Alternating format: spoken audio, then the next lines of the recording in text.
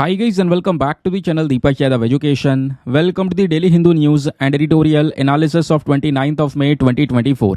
तो गाइज आज है तारीख 29 मई 2024 और है वेडनेसडे। देखेंगे आज के द हिंदू कंप्लीट न्यूज़पेपर को एनालाइज करेंगे। बट लेक्चर में आगे बढ़ने से पहले अगर आपको इस लेक्चर का पीडीएफ चाहिए तो क्या करना है, सबसे पहले डाउनलोड करना है टेलीग्राम, देन उसके बाद जाके सर्च बॉक्स में टाइप करना Deepak Yadav education UPSC. As you can see guys आपको ये वाला चैनल मिल जाएगा, उस पर क्लिक करना और जाकर इस चैनल को ज्वाइन कर लेना। यहाँ से आप डेली बेसिस पे इस लेक्चर के पीडीएफ को डाउनलोड कर पाओगे। नाउ हमेशा की तरह हम लोग अपने लेक्चर को एक मैप के क्वेश्चन के साथ स्टार्ट करेंगे। तो आज आप सभी को मैप में जाकर देखना है विरूपाक्षा टेम्पल को कहाँ पर है एग्जैक्टली लोकेटेड, इसको अच्छे से मैप में देखना। देन उसके बाद आकर नीचे कमेंट सेक्शन में टाइप करना, जिससे कि आप लोग इसको लंबे समय तक याद रख पाओगे। साथ ही साथ एक क्वेश्चन सॉल्व करेंगे जो कि यूपीएससी पैटर्न के ऊपर बेस्ड आपको देखने को मिलेगा। कई बार एग्जामिनेशन में इस टाइप के क्वेश्चंस पूछे जाते हैं। तो दोस्तों हाल ही में एक फ्रीडम फाइटर अपनी बर्थ एनिवर्सरी की वजह से काफ़ी न्यूज़ में थे। पीएम मोदी ने श्रद्धांजलि भी दी थी यहाँ पे उनके बर्थ एनिवर्सरी पर, जिस वजह से ये आर्टिकल जो है ये क्वेश्चन मैं आप लोगों से पूछ रहा हूँ। स्पेशली क्वेश्चन यह है the Indian war of independence 1857, ये जो किताब है इसको किसने लिखा है? Option number A Chittaranjan Das, या फिर option number be Annie Besant, या option number C Veer Savarkar, या option number D Sardar Vallabh भाई पटेल। तो उसका सही आंसर सभी को नीचे कमेंट सेक्शन में देना है। एटलीस्ट सभी को उसमें पार्टिसिपेट करना है, जैसा मैं आप लोगों से डेली बेसिस पे बोलता हूँ। बाय द वे इसका जो करेक्ट आंसर है वो मैंने आपको टेलीग्राम पर प्रोवाइड करवा दिया है, वहाँ से भी आप इसको चेकआउट कर सकते हो। और अगर वहाँ पर आंसर नहीं मिलता है तो भी कोई परेशान होने की ज़रूरत नहीं है, क्योंकि वीडियो के लास्ट में इसके करेक्ट आंसर का डिस्कशन हम लोग करेंगे। तो चलो शुभ आरंभ करते हैं और चलते हैं सबसे पहले थंबनेल वाले इंपॉर्टेंट आर्टिकल की तरफ। तो दोस्तों एक कंट्री है पपुआ न्यू गिनिया, ये अभी बहुत ही ज़्यादा न्यूज़ में देखने को मिलेगा। रीज़न क्या है? रीज़न यहाँ पे है इस देश में एक बहुत बड़ा लैंडस्लाइड देखने को मिला, भूस्खलन। ऊपर से जो ज़मीन है वो खिसक गई नीचे, और नीचे काफ़ी सारे लोग रह रहे थे। तो ये जो यहाँ पे लैंडस्लाइड हुआ दोस्तों, इसके अंदर लगभग 2000 लोग कह सकते हो जिंदा दफन हो गए, वो उसी लैंडस्लाइड के नीचे दब गए। बहुत ही ज़्यादा दुखद इमेजेस आपने देखा होगा, सोशल मीडिया प्लेटफॉर्म पर काफ़ी ज़्यादा वायरल थी। जब ये पूरा इंसिडेंट हुआ सोशल मीडिया प्लेटफॉर्म पर पपुआ न्यू गिनिया लगातार ट्रेंड कर रहा था। तो भारत दोस्तों सपोर्ट में आ चुका है, और भारत ने हर एक प्रकार का सपोर्ट देने के लिए पपुआ न्यू गिनिया को कह दिया है। ये कुछ फोटोज़ आपको देखने को मिलेंगी। पहाड़ पे से इतना बड़ा टुकड़ा एक ही बार में टूट कर सीधा नीचे गिरा, जहाँ पर नीचे हज़ारों लोग रह रहे थे। हज़ारों लोग उसके नीचे दब गए। तो ये जो पूरा इंसिडेंट हुआ दोस्तों, इसकी वजह से गवर्नमेंट ऑफ इंडिया ने $1 मिलियन का सपोर्ट देने के लिए बोला है। ये एक इमीडिएट असिस्टेंस है for the Papua new Guinea, जो कि अभी बुरी तरह से लैंडस्लाइड की वजह से हिट हुआ है। और हम लोग यहाँ पे एक इमीडिएट रिलीफ असिस्टेंस प्रोवाइड करवा रहे हैं, $1 मिलियन प्रोवाइड करवा रहे हैं, ताकि वहाँ पर रिहैबिलिटेशन रिकंस्ट्रक्शन जो है वो वापस से किया जा सके। ये बात हमारे मिनिस्ट्री ऑफ एक्सटर्नल अफेयर्स ने एक प्रेस स्टेटमेंट के अंदर में मेंशन किया है। दोस्तों साथ ही साथ में पीएम मोदी ने भी अपना जो दुख है वो प्रकट किया है, शोक प्रकट किया है, जो काफ़ी सारे लोगों की जान गई है उनके लिए। और इंडिया का जो सपोर्ट है पपुआ न्यू गिनिया के लिए हमेशा बना रहेगा, इस चीज़ को भी इंश्योर किया है। और इंडिया रेडी है हर एक प्रकार का पॉसिबल सपोर्ट प्रोवाइड करवाने के लिए, ये भी इन्होंने बोल दिया। अब दोस्तों Papua new Guinea last year बहुत ज़्यादा चर्चाओं में था, आपको पता होगा, क्योंकि लास्ट ईयर क्या होता है, PM Modi Papua new Guinea को विजिट करते हैं। और ये विजिट हुआ था उनका 21 मई 2023 में। और वहाँ पर जब वो विजिट करे तो पपुआ न्यू गिनिया के जो प्रधानमंत्री हैं जेम्स मरापे, उन्होंने दोस्तों यहाँ पर पीएम मोदी का कुछ इस तरीके से वेलकम किया था। एक तो फोटो ये है, और दूसरा फोटो यहाँ पर ये देखने को मिलेगा। तो वहाँ के जो प्रधानमंत्री हैं उन्होंने पीएम मोदी के पैर छुए थे, जिस वजह से ये जो फोटोज़ हैं काफ़ी ज़्यादा वायरल हुए थे। आपने देखा होगा लास्ट ईयर वीडियो भी, एक शॉर्ट वीडियो वायरल चल रहा था। अभी जो सिचुएशन है पपुआ न्यू गिनिया के अंदर में, ये 24 मई की सिचुएशन है। 24 मई को एक सीरियस लैंडस्लाइड हुआ, जिसमें लगभग 2000 लोग अभी जिंदा दब गए हैं। और कुछ ऐसे फोटोज़ भी आपने यहाँ पर देखे होंगे। ये कुछ यहाँ पे लोग जो है उसको निकाल रहे हैं, जो भी मलबा गिरा है उसको हटा रहे हैं। देखा जा रहा है कितने लोग यहाँ पर अभी उसके अंदर दबे हुए हैं, उनको निकाला जा रहा है। उसके अलावा कई सारे लोग अभी भी मिसिंग हैं, जिनका कुछ अता पता चला ही नहीं है। इतने दिनों से लगातार जो रिसर्च है वो जारी है। तो हम इस पूरी घटना से जो भी इंफॉर्मेशन आ रही है इसे इमेजिन कर सकते हैं वो कितना बड़ा यहाँ पर वो टुकड़ा होगा जो सीधा नीचे गिरा है लैंड का, जिसको हम लैंडस्लाइड बोलते हैं।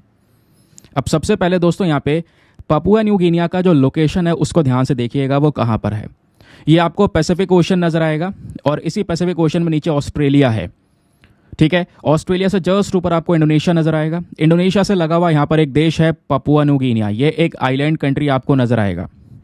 ये एक आइलैंड बहुत बड़ा है, सेकेंड लार्जेस्ट आइलैंड कंट्री है पापुआ न्यू गिनिया। इसकी कैपिटल है पोर्ट मोर्सबे, ये यहाँ पर इसकी कैपिटल आपको नज़र आएगी। ठीक है, ये हो गया ऑस्ट्रेलिया, जस्ट ऊपर यहाँ पर ये हो गया पापुआ न्यू गिनिया। ये लोकेशन ज़रूर से ध्यान रखिएगा, बहुत ज़्यादा न्यूज़ में ये बना हुआ है।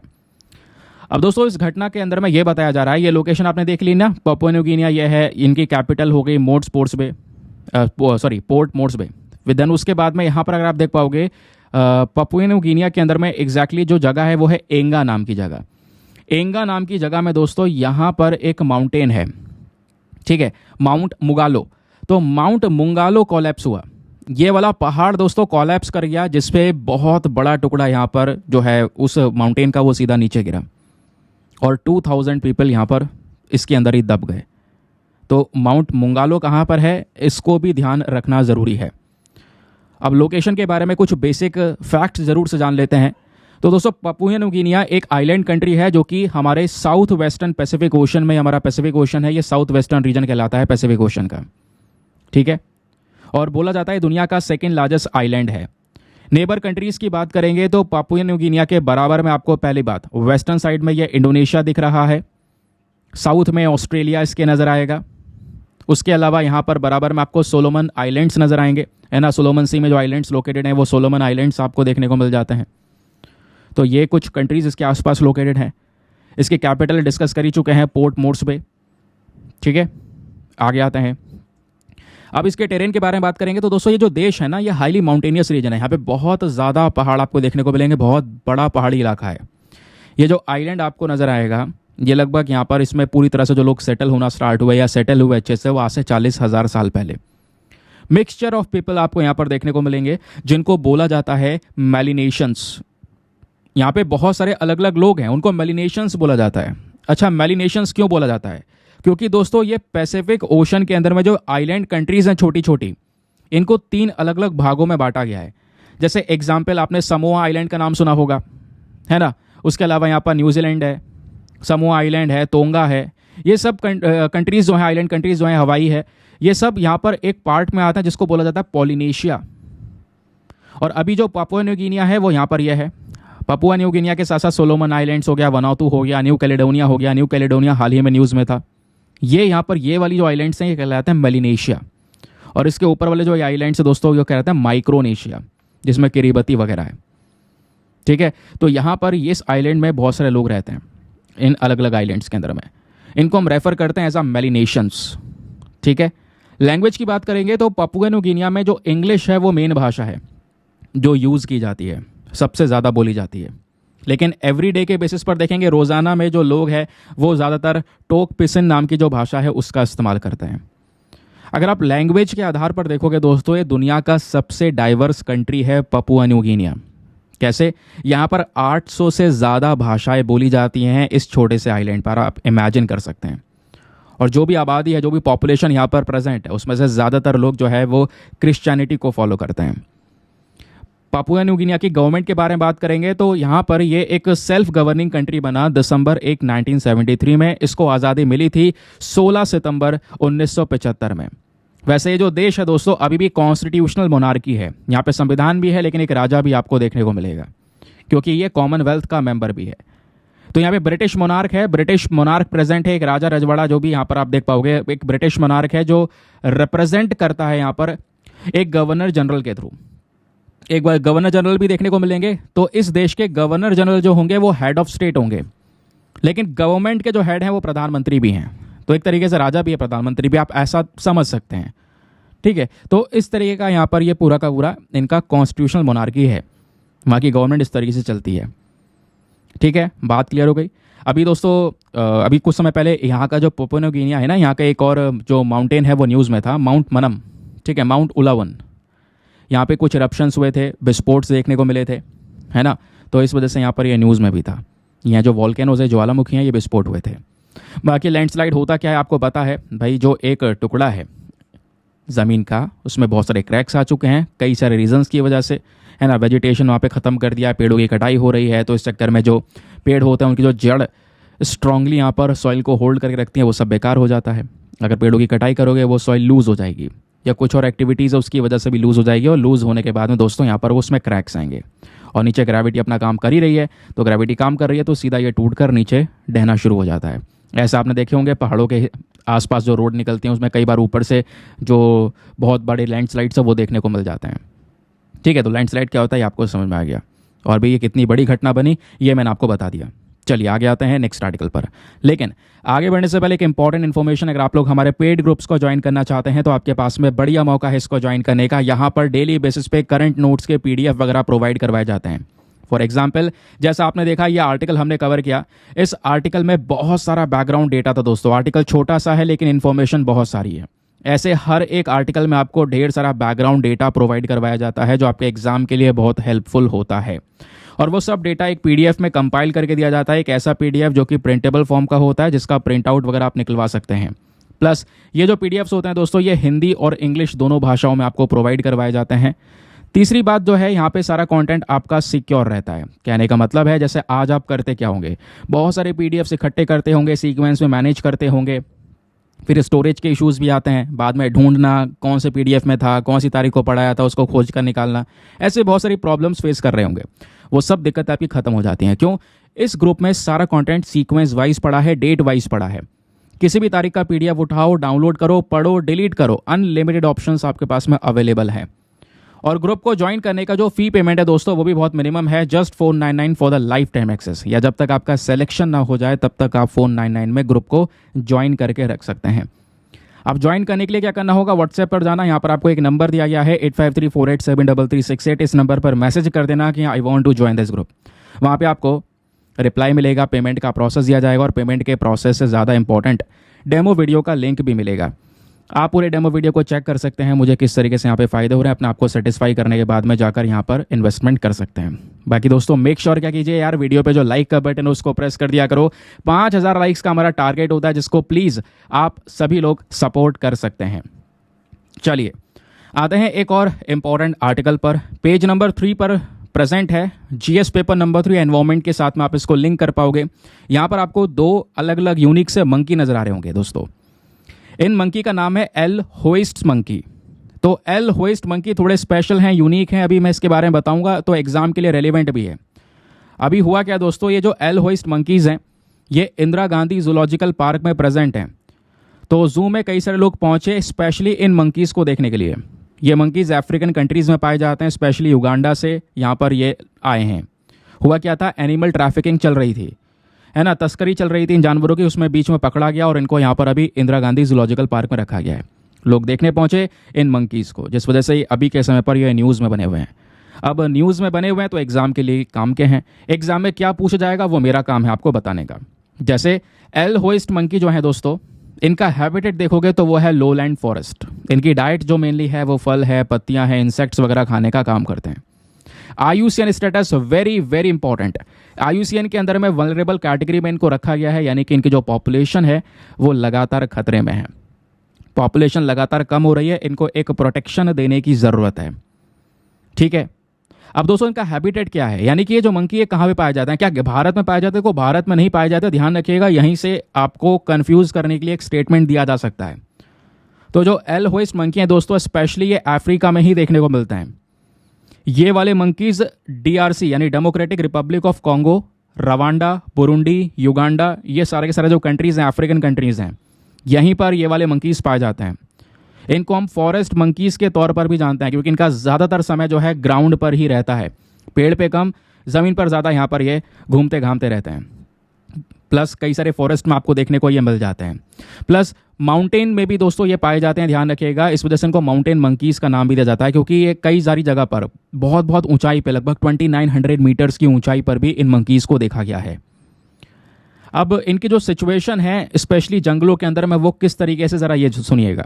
मैं आपको स्टार्टिंग में बता चुका हूँ, ये जो होइस्ट मंकीज़ हैं ये वल्नरेबल कैटेगरी में रख दिए गए हैं IUCN के थ्रू, यानी इनकी पॉपुलेशन लगातार खतरे में है, डिक्लाइन हो रही है, प्रोटेक्शन की ज़रूरत है। तो दोस्तों यहाँ पर ऐसा क्यों हुआ, ऐसा इसलिए हुआ क्योंकि जिस जंगलों में पाए जाते हैं वहाँ पर जंगलों की लगातार कटाई हो रही है, वो जंगल खतरे में है, वहाँ पे जंगलों को केवल खेती वाली ज़मीन में कन्वर्ट किया जा रहा है। प्लस इन मंकीज़ को लोग ख़त्म भी कर रहे हैं, इनका शिकार कर रहे हैं, एज अ मीट के तौर पर कंज्यूम करते हैं वहाँ पर। ठीक है, हालांकि यहाँ पर थोड़े बहुत इस प्रकार के जो एल्होइस्ट मंकीज़ हैं इनको प्रोटेक्शन दी गई है अफ्रीका के नेशनल पार्क्स में, तो थोड़े बहुत बचे हैं, अदरवाइज जंगलों वाले जो मंकीज़ हैं वो ख़त्म होते चले जा रहे हैं, जिस वजह से IUCN का स्टेटस जो है वो ध्यान रखना बहुत ज़्यादा ज़रूरी है। चलिए आगे आते हैं नेक्स्ट आर्टिकल पर। दोस्तों एक बहुत इंपॉर्टेंट एडिटोरियल है आपके आज के अखबार का। एडिटोरियल देखोगे तो ज़्यादा काम के नहीं है, लेकिन ये वाला बहुत काम का है, एजुकेशन के पर्सपेक्टिव से है। तो पेज नंबर 8 पर ये एडिटोरियल आपको देखने को मिलेगा। बहुत बेहतरीन तरीके से एक्सप्लेन करूंगा। कई सारे लोगों की यहाँ पर रिक्वेस्ट ये थी कि सर जब आप एडिटोरियल एक्सप्लेन करते हो, आर्टिकल लगाते हो स्क्रीन पे, तो हमें इसमें दिखाई नहीं देता है, सही से समझ में नहीं आ पाता आर्टिकल में क्या चल रहा है क्या नहीं चल रहा, वो सही से दिखाई नहीं देता, मार्क करने पर भी सही से समझ में आता नहीं है। तो थोड़ा इसका कोई सोल्यूशन निकालो। देखो अब यहाँ पर क्या करा है मैंने, इस एडिटोरियल के छोटे छोटे स्क्रीनशॉट्स यानी कि छोटे छोटे इनकी जो कटिंग्स है वो इस तरीके से लगा दी है। अब आपको शायद यहाँ पर क्लियरली दिख रहा होगा, है ना। अब छोटी छोटी कटिंग्स लगाने में थोड़ा सा और टाइम चला गया, इस वजह से वीडियो और लेट हो गया, लेकिन कोई बात नहीं। चीज़ें यह है कि भाई आपको समझ में आना चाहिए, आपके लिए चीज़ें आसान होनी चाहिए, वही मेरा मेन पर्पज़ यही है ना, चीज़ें आपके लिए आसान बनाना, चाहे उसमें टाइम कितना भी जाए। लेकिन चलिए स्टार्ट करते हैं आज के इस पर्टिकुलर एडिटोरियल को। 3 राइटर्स आपको यहाँ पर देखने को मिल जाएंगे, 1, 2 एंड 3। इन तीनों ने मिलकर यहाँ पर इस एडिटोरियल को लिखा है। ये बात ये करते हैं कि हमारे एजुकेशन सिस्टम को अगर देखा जाए तो यहाँ पे ना कुछ प्रॉब्लम्स हैं। चलो एजुकेशन सिस्टम में हर एक व्यक्ति को हम कवर कर रहे हैं, लेकिन जो डीफ पीपल हैं जिनको सुनाई नहीं देता अच्छे से, या हार्ड हियरिंग पीपल हैं जिनको सुनाई देता तो है लेकिन बहुत मुश्किल लगती है उनको सुनने में अच्छे से, वो सुन नहीं पाते, इनको कहीं ना कहीं दोस्तों यहाँ पे हम अपॉर्चुनिटीज़ नहीं प्रोवाइड करवा पा रहे, है ना। इनके लिए एक अच्छा ऑप्शन है ISL, ठीक है, इंडियन साइन लैंग्वेज। अब इसको लाए तो हम हैं लेकिन इम्प्लीमेंट नहीं किया जा रहा है। इसके लिए बहुत कुछ करने की आवश्यकता है ताकि जो डीफ पीपल हैं उनको हम एजुकेशन से परे ना करें, उनको भी साथ ही साथ लेकर चला जा सके। उसको लेकर राइटर क्या एक्सप्लेन करते हैं, आइए मैं आपको एक एक करके हर एक पॉइंट बेहतरीन तरीके से समझाता हूँ। राइटर बोलते हैं भाई जो ये इलेक्शन है 2024 के, ये समाप्ति होने वाले हैं इनका, है ना। अभी यहाँ पर क्या होगा, रिजल्ट डिक्लेयर हो जाएगा 4 जून को, तो अभी इलेक्शंस खत्म होने वाले हैं, ऑलमोस्ट एंड पर चल रहे हैं। तो इलेक्शन कमीशन ऑफ इंडिया ने कई सारे अनाउंसमेंट्स कर दिए हैं इलेक्शंस को लेकर। अब दोस्तों यहाँ पे कई सारी पॉलिटिकल पार्टीज़ हैं जो अलग अलग यहाँ पर अपने वादे करती हैं, आपको पता है, लेकिन हमें यहाँ पर एजुकेशन के मामले पर फोकस करना थोड़ा ज़्यादा ज़रूरी है। सबसे बड़ा हमारा एग्जाम्पल यह है, कोई भी सरकार बनती है तो उनका मेन पर्पज़ ये होना चाहिए, एजुकेशन में कुछ ऐसे लोग हैं जो आज के समय पर एक्सक्लूड कर दिए जा रहे हैं, छोड़ दिए जा रहे हैं, उनको दोस्तों हमें इंक्लूड करके चलना होगा। और इंडिया को कहीं ना कहीं एजुकेशन में इक्वालिटी के ऊपर में ज़्यादा ध्यान देना होगा। आज हम क्या कर रहे हैं, हेल्थ केयर हो चाहे एजुकेशन सेक्टर हो, वहाँ पर इक्वालिटी मेंटेन नहीं हो पा रही है। उसमें राइटर ने एग्जाम्पल दिया है एजुकेशन का। यहाँ पर जो DHH से कह सकते हो DHH से गुजर रहे लोग हैं, DHH मतलब deaf and hard of hearing, जिनको सुनाई देने में तकलीफ है दोस्तों, वो सुन नहीं पा रहे हैं, ठीक है, तो उनको यहाँ पर इंक्लूड करना जरूरी है, लेकिन हमने उनको क्या कर दिया है, बाहर निकाल दिया है। अब क्या है हमारे पास में, इन डीफ पीपल के लिए बहुत सारे प्रोग्राम्स हैं। National programme for prevention and control of deafness, ये एक प्रोग्राम है। अब इस प्रोग्राम में हम क्या कर रहे हैं कि जो भी हियरिंग एम्पेयरमेंट से गुजर रहा है, जिसको सुनाई नहीं दे रहा है, उसका ट्रीटमेंट प्रोवाइड करवा रहे हैं हम लोग, है ना, मेडिकल रिहेबिलिटेशन प्रोवाइड करवा रहे हैं। लेकिन दोस्तों यहाँ पर प्रॉब्लम यह है कि हम लोग उस व्यक्ति की क्वालिटी ऑफ लाइफ के ऊपर काम नहीं कर पा रहे। ठीक है, उसको ट्रीटमेंट दे रहे हैं, लेकिन उसकी क्वालिटी ऑफ लाइफ आगे उसको क्या करना है ना, वो उसके एजुकेशन पे भी तो डिपेंड करता है ना। आजकल तो मायने हैं ये सब चीज़ें। तो यहाँ पर जो डिस्कशन है उसको हमें थोड़ा सा बढ़ाना होगा। हम हर जगह पर इनके ट्रीटमेंट की और हर एक फैसिलिटीज़ प्रोवाइड करवाने की बात कर रहे हैं, बट हमने कहीं पर भी इनको प्रॉपर एजुकेशन देने की बात नहीं की है। तो वो चीज़ यहाँ पे राइटर ने एक्सप्लेन किया है। राइटर बोलते हैं इंडियन साइन लैंग्वेज, साइन क्या होता है, इस तरीके से हाथ से जेस्चर्स बनाकर एक दूसरे से कम्युनिकेट करना, बातचीत करना। तो हाथ से इस तरीके से यहाँ पर जेस्चर्स यानी साइंस वगैरह बनाते हैं आप, ISL, इस तरीके से यहाँ पर आप देख पाओगे। तो एक साइन लैंग्वेज है ये। तो साइन लैंग्वेज डीफ पीपल के लिए एक इंपॉर्टेंट चीज़ हो सकती है। और हमारी सोशल जस्टिस मिनिस्ट्री ने इस Indian sign language research and training centre को भी बनाया साल 2015 में। लेकिन दोस्तों आज तक ये जो साइन लैंग्वेज है इसको सही से पहचान नहीं दी गई है, ऑफिशियल लैंग्वेज का दर्जा नहीं दिया गया है। हमारे पास में नेशनल एजुकेशन पॉलिसी आई 2020 में, उस पॉलिसी के आने के बावजूद भी अगर आप देखते हो तो जो ये इंडियन साइन लैंग्वेज दोस्तों स्कूल्स के अंदर में इनका इस्तेमाल नहीं हो रहा है, जिस वजह से जो डीफ लोग हैं वो कहीं ना कहीं पीछे रह जा रहे हैं। ठीक है, ये बताया गया। अब राइटर बोलते हैं साइन लैंग्वेज वर्सेस ओरलिज्म। अब ये क्या है? इंडियन एजुकेशन सिस्टम के ऊपर थोड़ा सा अगर हम ध्यान दें तो वो अभी भी ओरलिज्म के ऊपर स्पेशल फोकस करता है। ओरलिज्म क्या? जहां पर जो एक डीफ पीपल है जिनको सुनने में दिक्कत है उनसे ये बोला जाएगा कि भाई आप अपनी वॉइस का यूज़ कीजिए, साथ ही साथ में एक व्यक्ति जो सामने कुछ बोल रहा है आपको सुनाई नहीं दे रहा है, लेकिन आप उनके लिप की रीडिंग कीजिए, जो होंठ हैं उनको पढ़ने की कोशिश कीजिए कि वो इंसान क्या बोल रहा है। ठीक है, तो आप साइन लैंग्वेज के बजाय ये काम कीजिए। तो ये वाला सिस्टम ज़्यादा प्रमोट किया जा रहा है। तो राइटर बोलते हैं यही चीज़ गलत है, क्योंकि ज़्यादातर जो एजुकेटर्स हैं डीफ स्कूल में उनको इंडियन साइन लैंग्वेज की कोई प्रॉपर ट्रेनिंग नहीं दी गई है, कोई बेटर एक्सेस नहीं है किसी चीज़ का।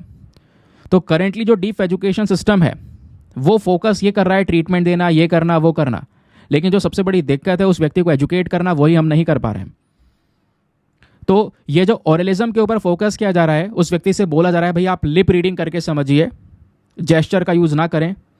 तो दोस्तों जो ओरलिज्म है इसकी काफ़ी ज़्यादा आलोचना की गई है कि ओरलिज्म ज़्यादा काम में नहीं आएगा। दूसरी तरफ यहाँ पर जो साइन लैंग्वेज है ये ज़्यादा हेल्प करेगी डीफ पीपल को। जो डीफ चिल्ड्रन है स्पेशली, उनका अगर वो साइन लैंग्वेज का इस्तेमाल करते हैं तो ब्रेन डेवलपमेंट होगा, है ना, कम्युनिकेट कर पाएंगे आराम से। और ये काम दुनिया भर के देश कर रहे हैं। 70 से ज़्यादा देशों ने इस नेशनल साइन लैंग्वेज को लीगली यहाँ पर एक रिकग्निशन दिया है। ठीक है, जिसकी वजह से कह सकते हो उन व्यक्तियों को एजुकेट करना, एजुकेशन प्रोवाइड करवाना, वो सब आपस में कम्युनिकेशन जो चल रहा है उनके बीच में वो काफ़ी ईजी हो चुका है। अब राइटर बोलते हैं कि देखो डीफनेस यहाँ पर दिक्कत है, एक बड़ी दिक्कत है इंडिया में भी, क्योंकि इसको लेकर रिपोर्ट्स क्या बोलती है। अगर हम 2011 की जनगणना देखें, वो सेंसस देखें, तो उस जनगणना के अकॉर्डिंग लगभग दोस्तों 5 मिलियन लोग ऐसे थे उस समय पर, अब तो बढ़ गए होंगे, 5 मिलियन लोग ऐसे हैं जो हियरिंग इम्पेयरमेंट से गुजर रहे हैं, जिनको सुनने में दिक्कत है।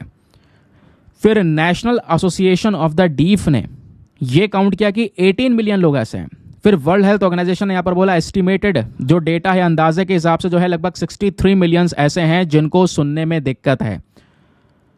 तो हम इनको अच्छे से इंक्लूड नहीं कर पा रहे। लगभग 5% जो डीफ चिल्ड्रन आपको देखने को मिलेंगे वही केवल स्कूल्स में है। ज़्यादातर लोग यहाँ पर अपनी स्टडी को आगे तक कंटिन्यू नहीं कर पाते। रीज़न वही ओरलिज्म को अपनाया जा रहा है। उनसे बोला जा रहा है भाई आप लिप रीडिंग, जो इंसान सामने बोल रहा है उसके होंठ जो मूव हो रहे हैं उसको पढ़कर आप समझिए।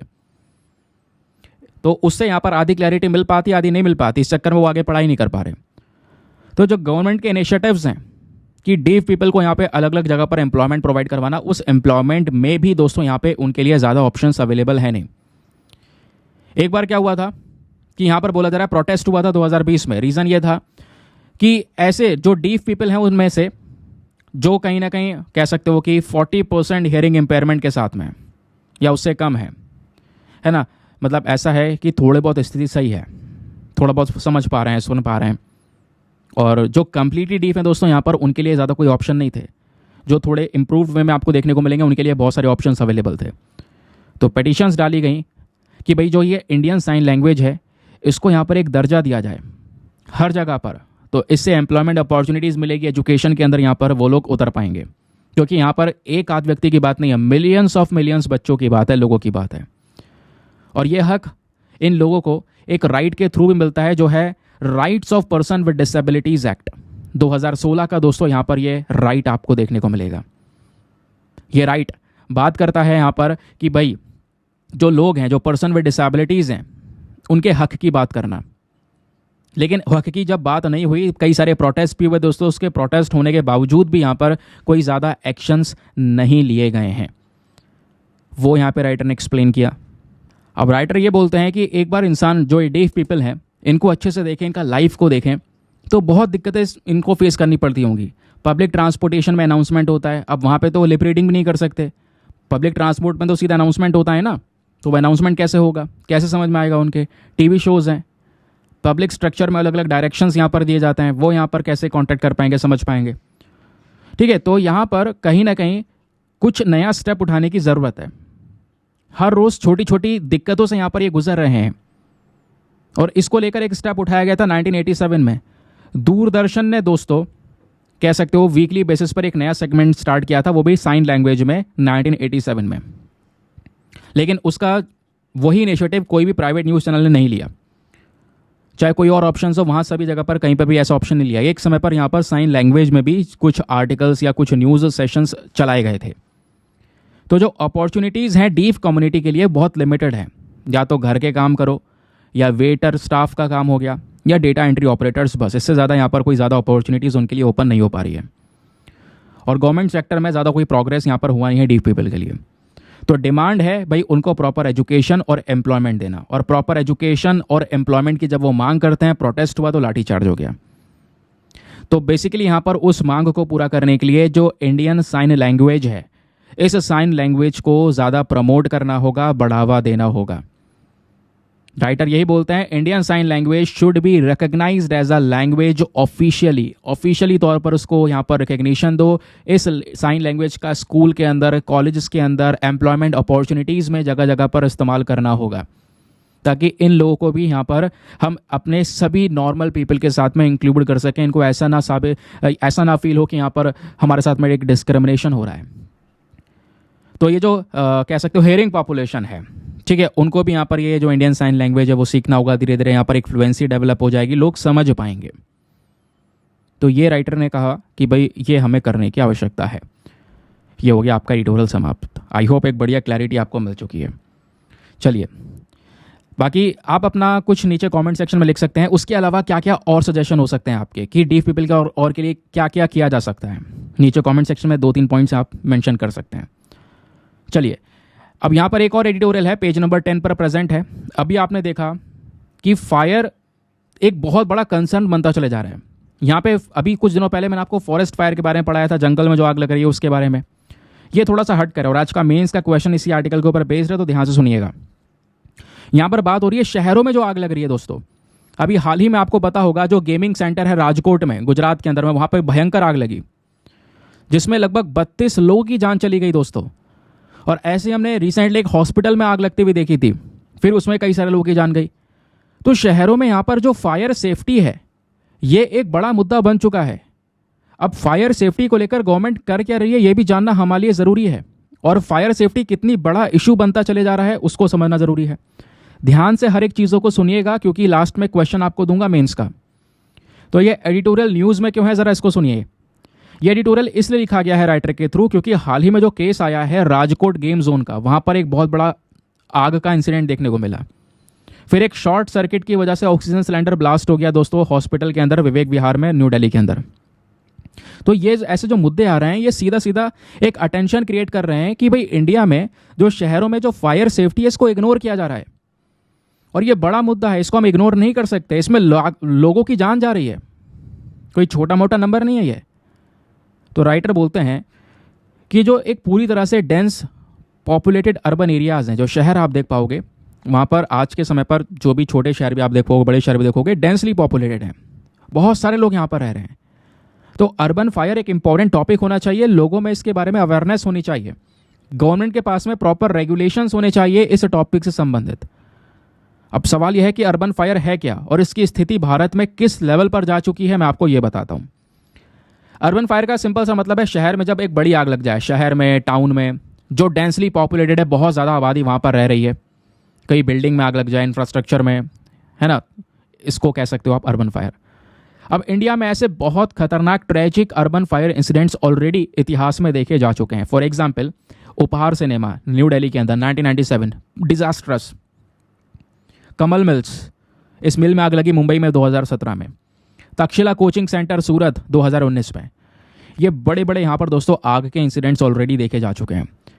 अब इंडिया में स्टेटस क्या, इसकी स्थिति क्या है अर्बन फायर्स के बारे में, इसको ध्यान से सुनिएगा दोस्तों। नेशनल क्राइम रिकॉर्ड ब्यूरो के अकॉर्डिंग, इनका जो डेटा है 2019 का, उसके अकॉर्डिंग इंडिया में लगभग 330 330 डेथ यहाँ पे कमर्शियल बिल्डिंग फायर्स में हुई।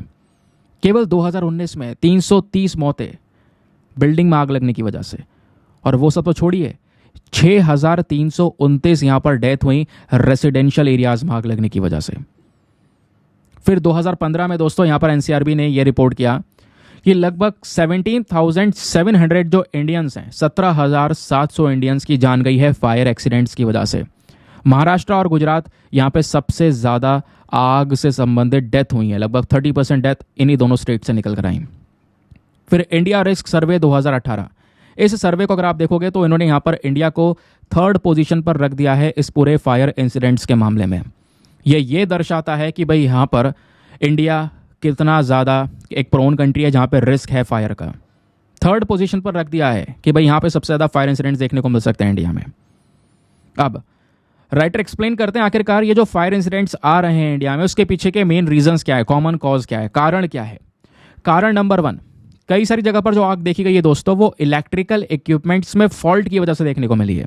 जो वायरिंग हुई हुई है उस एरिया में, या लूज वायर है, या प्लग बहुत ज़्यादा ओवरलोडेड है, या बहुत पुराने इक्विपमेंट्स आज भी चल रहे हैं एक ज़माने के, वो फूकेंगे, ब्लास्ट होंगे। तो इनका यहाँ पे यूज़ होना कहीं ना कहीं शहरों के अंदर में फायर एक्सीडेंट्स को बढ़ा रहा है। दूसरा जो मेन कारण है वो है ह्यूमन एरर। कई सारा जगह पर यहाँ पर इंसानों से गलती हो रही है। ठीक है भाई, जो इलेक्ट्रिकल इक्विपमेंट्स का पूरा स्ट्रक्चर है वहाँ पर लिक्विड रख देना, या फिर कह सकते हो कि किचन में एक बार फूड बर्न करना बहुत ज़्यादा, या कुछ फ्लेमेबल लिक्विड्स होते हैं ऐसे जो तुरंत आग पकड़ सकते हैं, उसका फैल जाना, इनकी वजह से भी यहाँ पर दोस्तों अर्बन फायर्स हो रहे हैं। तो ह्यूमन एरर भी यहाँ पर एक कारण है। तीसरा कारण है lack of awareness among people. ये भी एक दिक्कत है दोस्तों। होता यहाँ पर यह है कि जो व्यक्ति है, मान लो कहीं पर आग लगी, तो वहाँ पे लोगों को पता नहीं है कि कैसे यहाँ पर फायर फाइटिंग इक्विपमेंट्स को यहाँ पे यूज़ करते हैं, ऑपरेट कैसे करते हैं। कहीं पर अगर वो, आपको पता होगा, जो फायर एक्सटिंग्विशर्स होते हैं, जो गैस सिलेंडर्स प्रेजेंट होते हैं जगह जगह पर, अगर वो हैं तो लोगों को चलाने नहीं आते हैं, है ना। तो इसके बारे में लोगों के अंदर जागरूकता होनी ज़रूरी है, ताकि कोई फायर इंसिडेंट छोटा मोटा है भी तो उसको वो तुरंत हैंडल कर सकें, कोई बड़ी आपदा ना आए। फिर राइटर मेंशन करते हैं आखिरकार जो ये शहर के अंदर फायर की स्थिति जो हो रही है, इसको मैनेज करने में भी बहुत सारी समस्याएं हैं, कुछ दिक्कतें हैं। अर्बन फायर मैनेजमेंट प्रॉपर नहीं हो पा रहा है। उसमें समस्याएं क्या है? समस्या number 1, non adherence to NBC code. हमारे पास में ऑलरेडी दोस्तों रूल्स एंड रेगुलेशंस प्रेजेंट हैं, जैसे नेशनल बिल्डिंग कोड, इन्होंने कुछ गाइडलाइन शेयर कर रखी हैं फायर सेफ्टी के लिए। और मैं आपको पहले ही हमेशा से बोलता हुआ आया हूं, हमारे पास में नियम कानून हर चीज़ के हैं, लेकिन उसको लागू करना एक सबसे बड़ी दिक्कत है। वो केस यहाँ पर भी है। हमारे पास में रूल्स प्रेजेंट है, गाइडलाइंस प्रेजेंट है फायर सेफ्टी के, लेकिन यहाँ पे उसको फॉलो नहीं किया जा रहा है ना भाई। जैसे ओल्ड बिल्डिंग्स के लिए बोला गया है भैया एक फायर अलग से सेपरेट एस्केप स्टेयरकेस होना चाहिए, अलग से एक जीना होना चाहिए, कहीं पे आग लगती है तो लोग भाग तो सकें। नहीं है वो लोग, ज़्यादातर पुरानी बिल्डिंग्स में फायर सेफ्टी यहाँ पर जो फैसिलिटीज़ है वो प्रेजेंट नहीं है कई सारी जगह पर।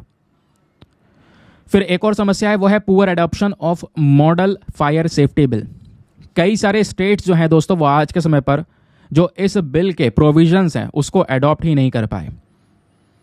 ठीक है, सेंट्रल गवर्नमेंट के थ्रू यहाँ पर ये लाए गए थे ताकि जो फायर से संबंधित मेंटेनेंस है उसको यहाँ पर किया जा सके, लेकिन कई सारे स्टेट्स ने यहाँ पर वो किया ही नहीं। तीसरी एक समस्या है resource crunch in fire fighting operations. जो फायर सेफ्टी ऑपरेशंस चलाए जाते हैं अर्बन इंडिया में, ये जनरली म्यूनिसिपल कॉरपोरेशंस के अंडर में होते हैं। बड़े बड़े शहरों में जो म्यूनिसिपल कॉरपोरेशंस है, लोकल गवर्नमेंट है दोस्तों, उनके हाथ में होते हैं ये। तो फायर फाइटिंग ऑपरेशंस के लिए बहुत सारा फाइनेंशियली स्ट्रक्चर, इंफ्रास्ट्रक्चरली स्ट्रांग होना ज़रूरी है। लेकिन भारत में दोस्तों ये फायर स्टेशंस ही बहुत कम है। इंडिया के पास में केवल 39% फायर स्टेशंस आपको देखने को मिल जाएंगे, और हमें ज़रूरत ही 2018 में लगभग 9,000 फायर स्टेशंस की, और उसके कंपैरिजन में केवल 30 से 40% फायर स्टेशंस प्रेजेंट है। कहीं पे आग लगती भी है दोस्तों तो फायर स्टेशंस आपके पास में है ही नहीं उसको कंट्रोल करने के लिए। ये भी एक रीज़न है। देन एक और कारण आपको देखने को मिलेगा, जो म्यूनिसिपल कॉरपोरेशन है, डेवलपमेंट अथॉरिटीज़ हैं, प्लानिंग कंट्रोल मिशंस हैं, ये आज के समय पर फायर सेफ्टी को बिल्कुल भी सीरियस नहीं लेते। होगा जो होगा देख लिया जाएगा, कुछ इस तरीके से यहाँ पर चल रहे हैं ये बॉडीज़, जिसकी वजह से ये दुर्घटनाएं देखने को मिलती हैं। फिर एक और चीज़ है lack of robust fire mitigation technologies. ज़्यादातर जो मॉडर्न बिल्डिंग्स हैं आज के समय पर शहरों में, वहाँ पर बिल्डिंग के अंदर में फायर सेफ्टी सर्विसेज प्रेजेंट ही नहीं है।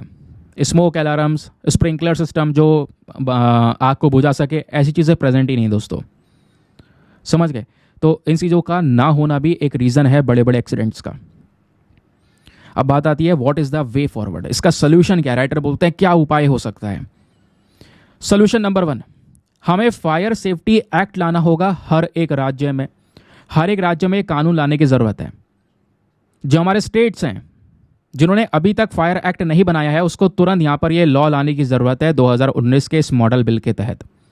दूसरा, फायर सेफ्टी स्टैंडर्ड्स को फॉलो करना भी ज़रूरी है। भाई हमारी जो सेंट्रल गवर्नमेंट है वो आपके लिए गाइडलाइंस ला रही है, होम मिनिस्ट्री ने यहाँ पर गाइडलाइंस लाए हैं, उन्होंने मेक श्योर किया है नेशनल डिजास्टर मैनेजमेंट गाइडलाइंस को आप फॉलो कीजिए। तो फॉलो कीजिए ना, उसको फॉलो करना ज़रूरी है। तीसरा, रेगुलर ऑडिटिंग।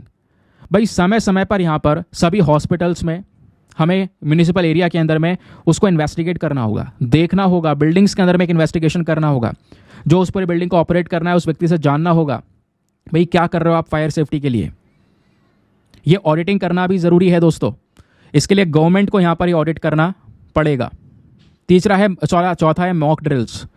एक सोल्यूशन ये भी है भाई, यहाँ पर क्या हो सकता है, हम एक एक्सरसाइज, एक अभ्यास करवा सकते हैं लोगों से कि कहीं पर फायर इस तरीके से आग लगती है तो आपको किस तरीके से यहाँ पे उसके बारे में उससे एक सोल्यूशन निकालना है।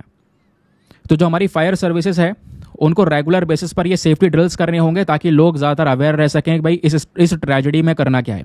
ज़्यादा से ज़्यादा जब ड्रिल्स होंगे, ज़्यादा से ज़्यादा एक्सरसाइजेस होंगी या अभ्यास होंगे, लोगों तक पहुँचेंगे वीडियोज़, लोगों तक यहाँ पर जान सकेंगे कि भाई हाँ ये हमें करना होगा जब ऐसी आपदा आएगी तो। ठीक है, नेक्स्ट बात करी जा रही है यहाँ पर अवेयरनेस जनरेशन।